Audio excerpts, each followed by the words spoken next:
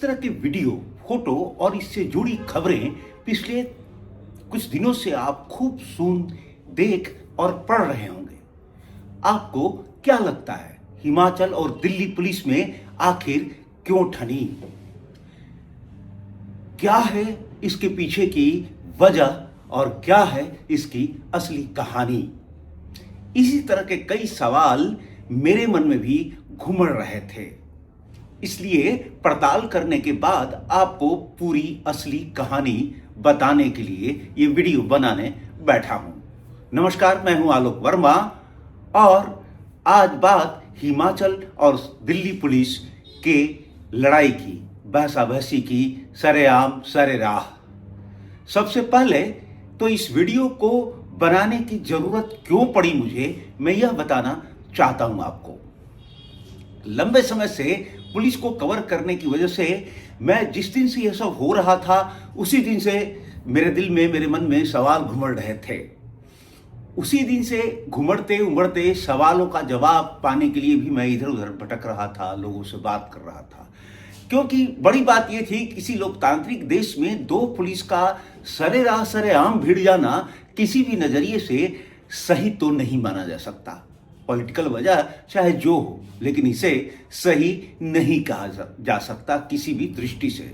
तो आखिर कहानी क्या थी, इसको जानने से पहले जानना पड़ेगा पूरे घटनाक्रम को। तो शुरू करते हैं 20 फरवरी से। सब कुछ शांति से चल रहा था। भारत मंडपम में एआई समिट भी उसी शांति से चल रहा था। लेकिन समिट के दौरान अचानक यूथ कांग्रेस ने शर्टलेस प्रदर्शन कर दिया। इसके बाद हंगामा मच गया। वो गलत थे या सही? प्रदर्शन करने का लोकतांत्रिक हथियार या तरीका क्या होना चाहिए, हम इस बहस में नहीं पड़ना चाहते। यह कोर्ट तय करेगा कि उनका गुनाह था या नहीं था।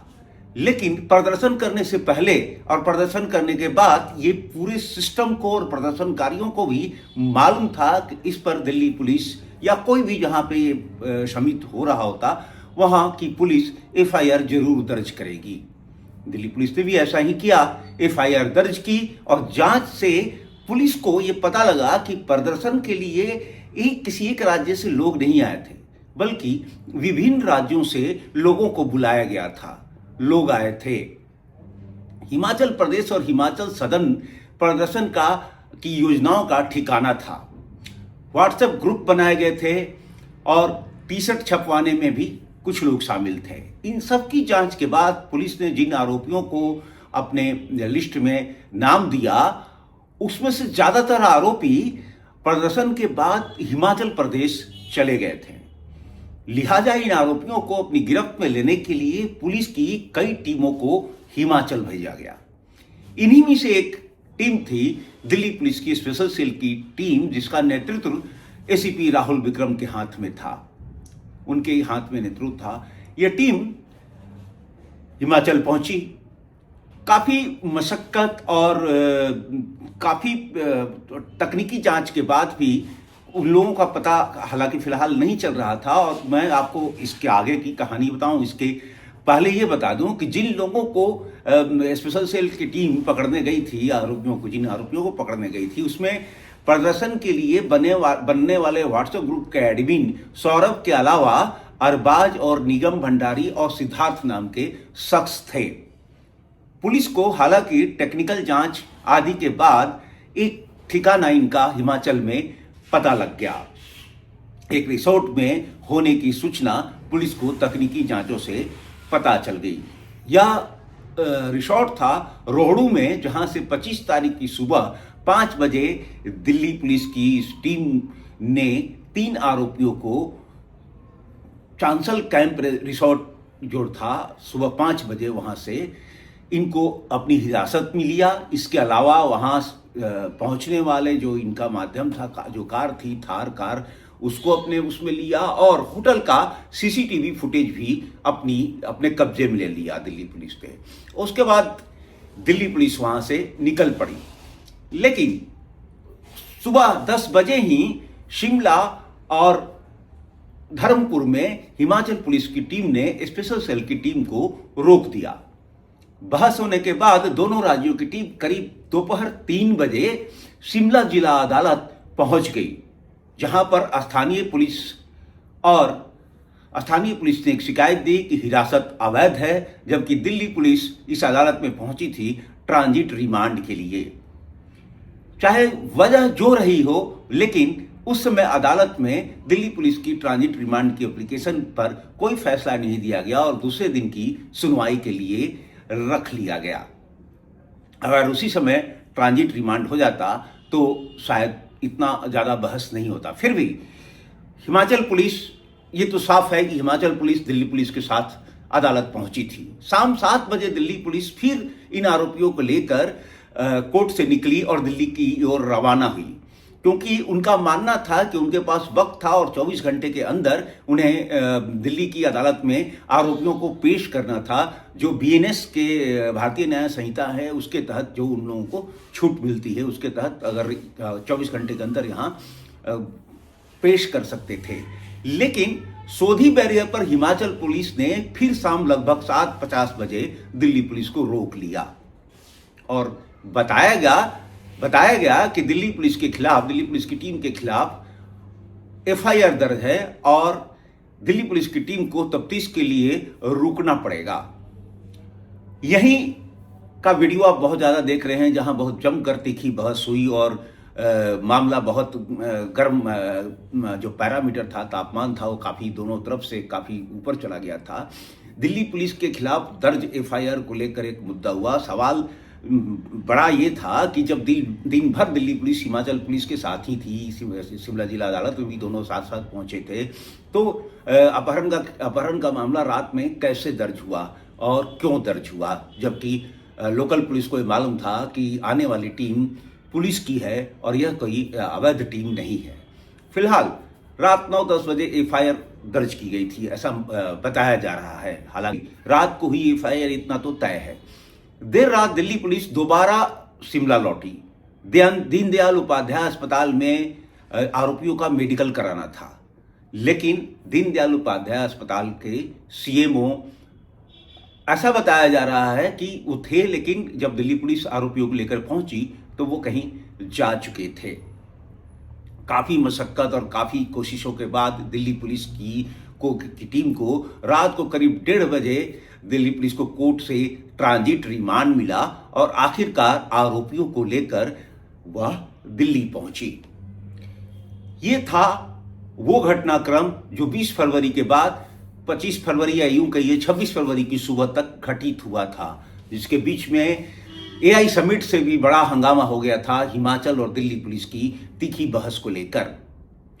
बताया जाता है कि इस घटनाक्रम के बीच में अदालत और कई जगहों पर ऐसी स्थिति बनी थी कि लग रहा था कि दोनों पुलिस टीमों के बीच हाथापाई युद्ध जैसी स्थिति ना हो जाए।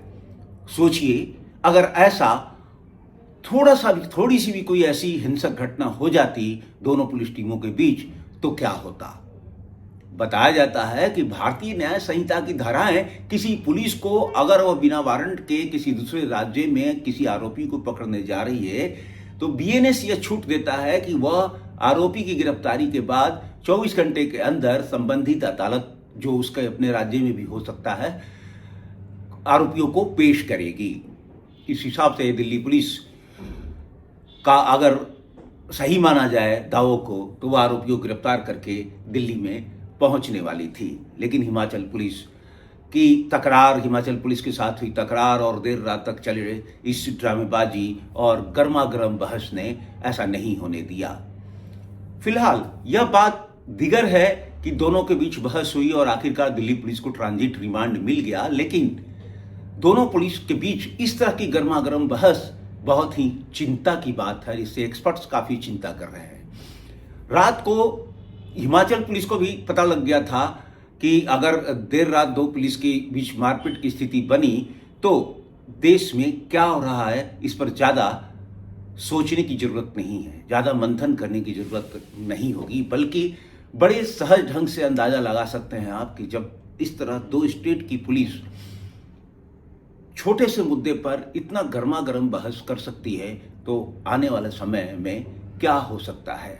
फिलहाल ये थी आपके लिए जानकारी। हमने इसी मुद्दे पर यूपी के पूर्व डीजीपी विक्रम सिंह की राय भी ली।